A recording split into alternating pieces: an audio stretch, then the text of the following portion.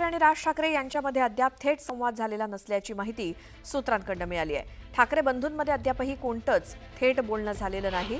दोन्ही भावांमध्ये नातेवाईकांच्या माध्यमातून संवाद सुरू असल्याची माहिती मिळाली आहे। राज आणि उद्धव दोन्ही भाऊ एकत्र येण्यात नातेवाईकांनी पुढाकार घेतल्याची माहिती मिळते, तर काही जवळचे नातेवाईक दोन्ही ठाकरेंमध्ये समेट घडवण्याचा प्रयत्न करत असल्याची माहिती मिळाली असून मुंबई महानगरपालिकेसोबतच स्थानिक स्वराज्य संस्था निवडणुकीपूर्वी दोघांमध्ये समेट घडवण्याचा प्रयत्न सुरू असल्याची माहिती मिळाली आहे।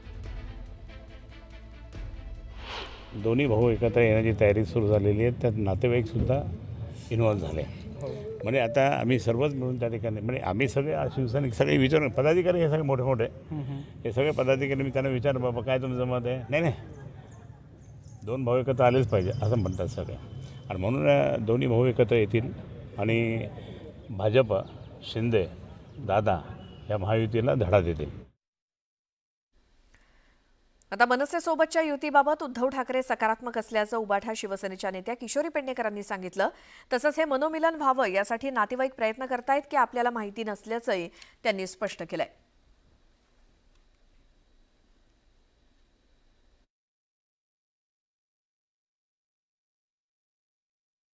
अगदी सगळे सकारात्मक आहेत।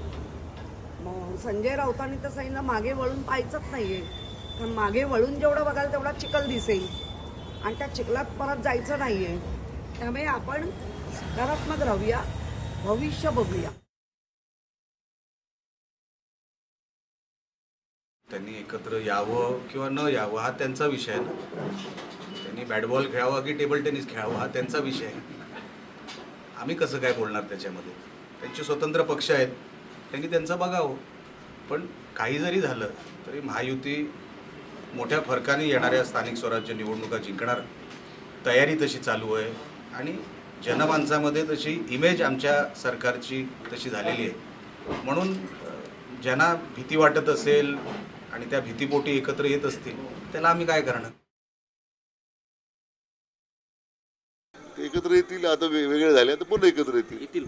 त्यामुळे आले तरी त्यांनी काय, शेवटी असं आहे की जो कौल महायुतीला मिळाला आहे राज्यामध्ये तो आता मिळालं, प्रचंड यश महायुतीला मिळालं। उद्याच्या स्थानिक स्वराज्य संस्थेला ते मिळणारे मोठेच यश मिळणार आहे, कारण हे जनतेच्या मनात सरकार निवडून आलेलं आहे। तर कोणी एकत्र येण्यानं काही फारसं त्या प्रक्रियेत परिणाम होईल असं मला अजिबात वाटत नाही।